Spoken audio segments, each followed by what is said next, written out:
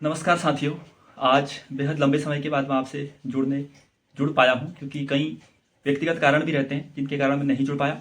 बशर्ते आज की इस वीडियो का हमारा उद्देश्य है, जो भी उत्तराखंड पीसीएस की परीक्षा होनी है, प्रारंभिक परीक्षा 14 जुलाई को, उसके ही जो हमारे दो पेपर हैं, एक जीएस का पेपर और एक सीसेट का पेपर, उसको लेकर आपकी क्या अप्रोच रहनी चाहिए और कंप्लीट में मतलब आप कैसे कौन से टॉपिक्स को ज़्यादा कवर करें और एग्जाम हॉल में कैसे पेपर अटैम्प्ट करें, इस बारे में कुछ ना कुछ जो भी इनपुट्स जो भी मैंने सीखे हैं अपने एग्जाम्स से, वो आप तक पहुंचाने की कोशिश करूंगा। सबसे पहले, अभी तक आपकी जो तैयारी हुई है उस पर सबसे पहले खुद पर यकीन ही करें कि जो भी आपने तैयारी करी है उसी से एग्जाम में क्वेश्चन आएंगे और आपका एग्जाम हो ही जाएगा।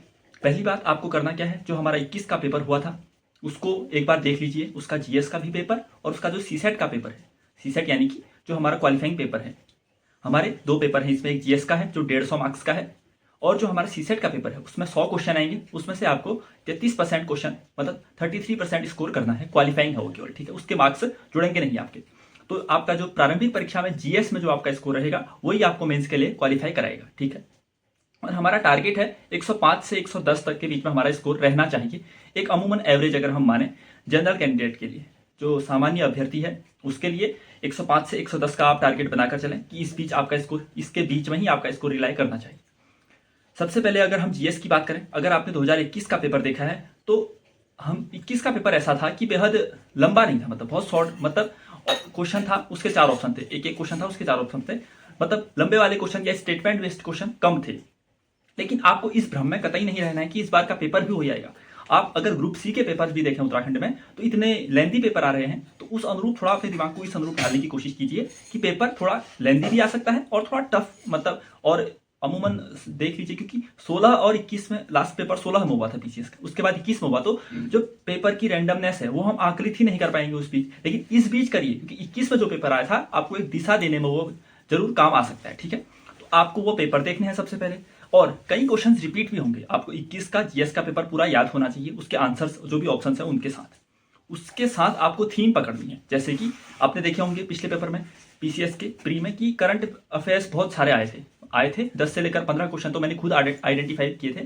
तो आपको करंट पर ज़्यादा ध्यान देना है, क्योंकि वो ऐसे क्वेश्चन होते हैं, लो हैंगिंग फ्रूट्स हैं, कोई हमें ज़्यादा दिमाग लगाना है नहीं, आपने प्रिपेयर किया है तो डायरेक्ट वहां पर आप उसको सॉल्व कर पाएंगे। पहली बात, उसको अप्रोच कीजिए। आपकी जीएस की जो तैयारी है वो है, ठीक है, अगर आप ग्रुप सी के लेवल की भी आपने जीएस पढ़ी है तो आप यहाँ कवर कर पाएंगे, बशर्ते उत्तराखंड में आपको यहाँ पर स्कोर करना पड़ेगा, क्योंकि हमें पता है जो भी सिलेबस है उसमें लिखा है उन्होंने कि 1/3 यानी 150 में से तकरीबन 50 क्वेश्चन तो आपको उत्तराखंड से ही मिलेंगे, केवल और केवल उत्तराखंड से, यानी कि ज्योग्राफी, मतलब उसमें उत्तराखंड का करंट भी आप शामिल कर लीजिए। तो अगर आपकी उत्तराखंड पर पकड़ बेहतर है तो कोशिश करिए कि वहां आप 35 प्लस, यानी 35 प्लस तो करना ही है, इसेंशियल है, 40 के ऊपर भी जा सकते हैं, क्योंकि आपने देखा होगा ग्रुप सी के एग्जाम्स में उत्तराखंड पूछना और पीसीएस के एग्जाम में उत्तराखंड पूछना बहुत ही अंतर है। पीसीएस के एग्जाम में उत्तराखंड सरल पूछी जाती है मेरी धारणा के अनुसार, क्योंकि मैंने जो पेपर देखे हैं, आकलित किए हैं, उसमें यही लगा मुझे कि यहाँ उत्तराखंड के जो क्वेश्चन है लिटिल बिट थोड़ा सरल है, तो आप यहाँ टैकल कर पाएंगे उनको। बाकी जीएस आपको टफ मिलेगी, मैं आप अभी बता देता हूँ आपको, मतलब सरल भी आएगी बट टफ रहेगी ही वो, क्योंकि पीसीएस के स्तर की है, तो थोड़ा आपको एप्लीकेशन बेस्ड चीजें पूछी जाएंगी, न केवल फैक्चुअल। तो वो तो आपने जितना अभी तक प्रिपेयर किया है उस पर आप बने ही रहिए और कॉन्फिडेंस रखिए कि हाँ उससे बन जाएंगे।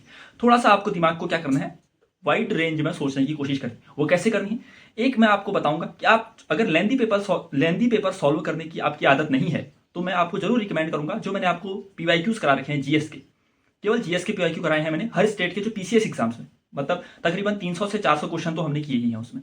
अगर आप उनको एक फास्ट पेस पे भी अगर लास्ट टाइम पे देख के जाते हैं तो थोड़ा आपको अप्रोच समझ में आएगी, क्वेश्चन पढ़ते कैसे हैं और उनको ऑप्शंस के सारे एलिमिनेट कैसे करते हैं।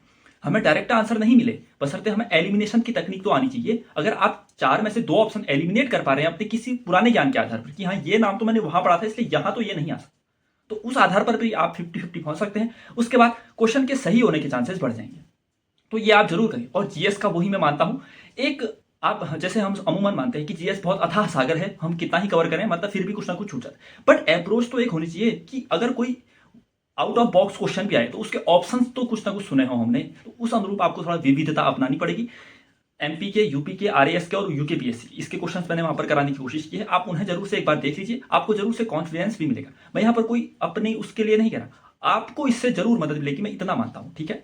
और जीएस में ठीक है, आपको करंट पे थोड़ा ध्यान देना चाहिए, अपने जो भी फैक्चुअल नॉलेज है उस पर तो पकड़ बनाए रखनी है। फैक्चुअल नॉलेज क्योंकि पीसीएस का प्री है तो फैक्चुअल ही ज़्यादा रहेगा, मैं इतना मानता हूँ। एप्लीकेशन बेस्ड चीज़ें रहेंगी, जैसे इकोनॉमी का पार्ट रहेगा या फिर पॉलिटी का कुछ एप्लीकेशन बेस्ड चीज़ें रह सकती हैं, तो उनमें आपकी पकड़ जितनी है वो उतनी ही रहेगी। अभी आप 10 दिन में उसको इंक्रीज करके 100% तो ले जा नहीं पाएंगे, इसलिए जो अभी तक आपकी रणनीति है उस पर बने रहिए, बशर्ते एग्जाम में उसको परफॉर्म करने का तरीका आपको आना चाहिए। परफॉर्म करने का तरीका ये है कि पहले तो विश्वास करना है भाई, कांपना नहीं है कि मतलब क्या ही हो जाएगा, कुछ नहीं होगा, नॉर्मल पेपर है। आपको मतलब जो यहाँ के ग्रुप सी के एग्जाम्स होते हैं वो ज़्यादा टफ लगते हैं मुझे पीसीएस के प्री से। और मैं ये केवल हवा में नहीं कह रहा हूँ, मैंने पेपर देखे हैं एक्चुअल में, मैंने खुद अटेम्प्ट करें, फिर मैं आपको ये बात बता रहा हूँ। अगर आप सही काम माइंड में जाएंगे तो प्री निकालना मुझे नहीं लगता कि आपके लिए कोई टफ रहेगा। और सीसेट की क्या अप्रोच रहनी चाहिए वो मैं उस पर अभी बात करूंगा। पहले आपको, जैसे मैं अपना एक व्यक्तिगत अनुभव आपको शेयर करना चाहता हूँ। इस बार मैंने हालिया कोई एग्जाम दिया था, उसमें हुआ ये कि जो सेट डी है वो मेरे पास आया था। उसमें हुआ क्या, जो पॉलिटी के क्वेश्चन थे वो पहले आए थे, तो उस एग्जाम में पॉलिटी सरल पूछी गई थी और बाकी इकोनॉमी, हिस्ट्री, ज्योग्राफी, करंट सारा टफ था। अगर अब डी सेट मिला मुझे तो उसका फायदा ये हुआ कि उसमें पॉलिटी पहले थी, तो पॉलिटी के मेरे जितने भी क्वेश्चन थे 9-10 क्वेश्चन लगातार सारे सही होते गए, तो मेरा कॉन्फिडेंस हाई लेवल पर चला गया कि अगर मेरी स्टार्टिंग के 9-10 सही क्वेश्चन हो गए तो उसके बाद तो मेरा अटेम्प्ट करने का तरीका बदल जाएगा, पॉजिटिविटी आ जाएगी अंदर। इसका तात्पर्य है कि आपका जो आपको लगता है पहला क्वेश्चन नहीं आ रहा, छोड़ दीजिए, लास्ट से शुरू कर दीजिए, 100वें क्वेश्चन से 99 की ओर बढ़ देते। यानी कि कहने का तात्पर्य है कि अगर आप स्टार्टिंग में 5-6 क्वेश्चन ऐसे मिलते हैं आपको जो आपको आ रहे हैं और आप उन्हें सही करते हैं, तो हमारे अंदर एक सकारात्मक ऊर्जा भरने लग जाती है। हमें लगता है कि हाँ, अगर मतलब स्टार्टिंग में अगर हम पॉजिटिव रहे तो फिर एंड तो बेहतर रहेगा ही, आप कॉन्फिडेंस से भरे रहेंगे तो फिर आप सोचने का आपका नजरिया भी सही रहेगा। लेकिन स्टार्टिंग में अगर आपको 8-10 क्वेश्चन नहीं आ रहे हैं तो वहीं पर खेल खत्म, क्योंकि वो तनाव आपका जो प्रेशर आपने बिल्ड किया है उन 10 क्वेश्चन के दौरान, वो पूरे एग्जाम पूरे 100 के 100 क्वेश्चन पर आप पर लागू।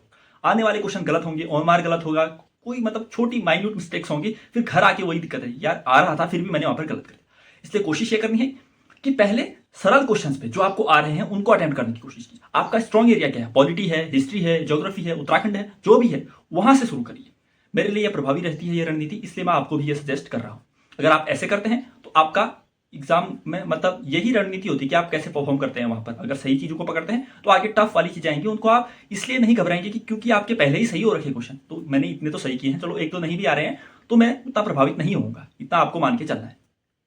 और लास्ट टाइम पे अपनी स्ट्रेटेजी बदलनी नहीं है, रिवीजन पर ध्यान दीजिए लगातार। जो भी आपने जो भी नोट्स बनाए हैं, जो भी किए, अब अभी तो कोई नई रणनीति आपको नहीं ही अपनानी चाहिए कि 10 दिन में ये कर दीजिए, 5 दिन में ये कर दीजिए, लास्ट के 24 घंटे में ये करिए। ये सब बकवास की चीजें होती हैं, मैं तो नहीं मानता। अगर आपके लिए काम करती हैं तो मैं नहीं कहूंगा कि आप मतलब आपके लिए काम करती हैं तो ठीक है भाई, उस पर आप बने रहिएगा। तो ये रही जीएस की बात, आपको उत्तराखंड पे ध्यान देना है और जो भी आपका जीएस का पोर्शन है उस पर ध्यान दें। अगर आपको लगता है कि यहाँ पर मैंने साइंस नहीं पढ़ी है उसमें घबरा जाऊं, कोई बात नहीं, साइंस नहीं पढ़ी है, बेहद एप्लीकेशन बेस्ड साइंस आएगी। अगर या तो साइंस ऐसी आएगी या तो कर जाएंगे, या फिर ऐसी आएगी या तो कोई नहीं कर पाएगा। तो आपको इतना भरोसा रखना चाहिए कि जो 3-4 क्वेश्चन आएंगे अगर नहीं भी करें तो कोई बात नहीं, अभी उस पर इन्वेस्ट करने का उतना टाइम है नहीं। करंट अफेयर्स पर इन्वेस्ट करिए, जीएस पर इन्वेस्ट करिए और उत्तराखंड पर इन्वेस्ट करिए, ठीक है। इसलिए घबराने की कोई बात यहाँ पर नहीं। तो ये रहेगा हमारा जीएस का पोर्शन कि आप कैसे यहाँ पर से मतलब एटलीस्ट 100 तो आपको रहना ही, 100 से कम आएगा तो आप मान लीजिए कि सिलेक्शन नहीं होने। तो अप्रोच इस अकॉर्डिंग जानिए ना आपको कि आप ज्यादा स्कोर करें, ठीक है। लेंथी पेपर होगा तो पहले कहा मैंने अभ्यास कर लीजिएगा, पहले वहां जाकर घबराने की कोई बात नहीं। अब आते हैं हम सीसेट वाले पोर्शन पे। सीसेट पहली बात तो इतना घबराइए मत, सीसेट नॉर्मल सा सीसेट आता है। यहाँ पर आपकी अगर 3-4 टॉपिक्स पर भी अगर कमांड है तो आप कर जाएंगे। हमें यहाँ हाई स्कोर करना ही नहीं है। अगर 33% क्वालिफाइंग है तो आपको 100 में से केवल 34 नंबर लाइए, मैं कहता हूँ। और जो 100 में से 98 लाएगा, दोनों बराबर हैं भाई, क्वालिफाइंग है केवल। तो आप उसकी अहमियत समझिए, ईगो पे नहीं लेना है कि मतलब मुझे 100 में से 90 करके आने हैं, 100 करके आने। 3-4 ही टॉपिक तैयार करिए, मैं मानता हूँ, बट ऐसे करिए कि उनमें से कोई क्वेश्चन फंसे तो आपको वो एक्यूरेट होना चाहिए।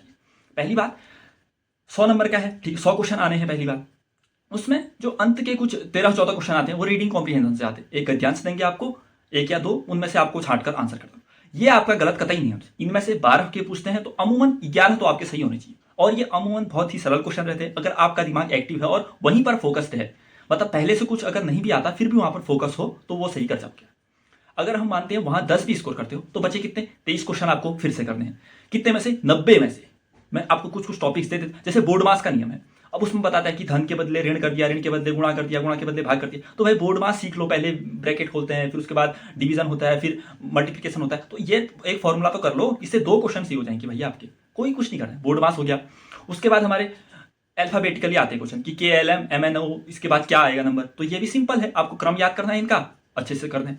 नंबर सिस्टम देख लो, 2-3 आपको नंबर देंगे कि 2, 5, 7, 8, इसके बाद अगला नंबर क्या है। सबको सॉल्व करने का बेहद सरल तरीका होता है, उनका गैप निकाल लो, गुणा करके आगे बढ़ जाओ। तो कुछ कुछ टॉपिक्स ऐसे हैं जिनसे आपके ये 25 से 30 क्वेश्चन आपको मिल जाएंगे। नंबर सिस्टम करिए, पहली बात नंबर सिस्टम तो मस्ट है। अल्फाबेट करिए, वो हो गया। और जो मैंने आपको बताया बोर्ड मास कर लीजिए, उसको कर लीजिए। और जैसे कुछ कुछ क्वेश्चन आपको 3-4 पेयर दिए होंगे, इसमें अलग छांटिए। अब ये तो आपका कॉमन सेंस है कि अगर 3 फलों के नाम दे दिए, एक सब्जी डाल दी उसमें, तो आप सब्जी को तो एलिमिनेट कर ही पाओगे।